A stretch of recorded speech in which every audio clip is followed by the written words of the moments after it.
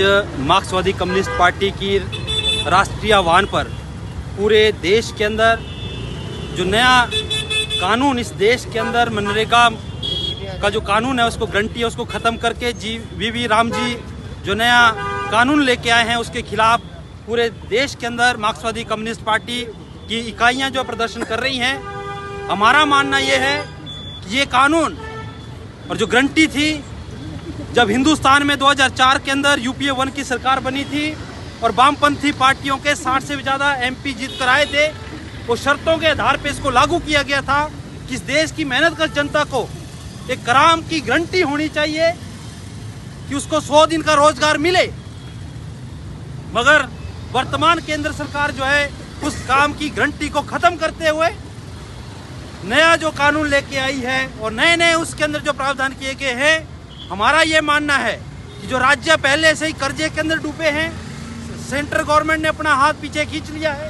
पहले जो 90-10 की रेशो थी, 90% खर्चा जो केंद्र सरकार करती थी, 10% राज्य करते थे।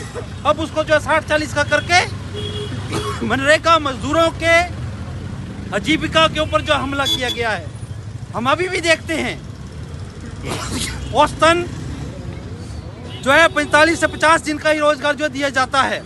अगर ये 60-40 की रेशो होती है तो ये जो है काम का जो दिन है ये और ज़्यादा कम हो जाएंगे, जिससे कि इस देश की जो आम जनता है जो गांवों में बसती है वो जो है रोजगार से वंचित हो जाएगी। अभी कौन लोग हैं जो मनरेगा में काम करते हैं? वो लोग हैं जिनकी इनकम बहुत कम है, जो है खेती बाड़ी के साथ साथ जो है मनरेगा के अंदर भी काम कर लेते हैं जब कोई काम उनका खेतों का नहीं होता है। मगर ये योजना आने के बाद जो है वो सारा का सारा जो है वो डाइवर्ट हो जाएगा और लोगों को रोजगार नहीं मिल पाएगा। और इसमें अलग अलग शर्तें भी रखी गई है। ओनली बीपीएल या दूसरे लोग जो उसमें काम कर पाएंगे। पहले तो 80 साल तक का आदमी काम कर सकता था, अभी पूरे 60 साल तक का करेगा।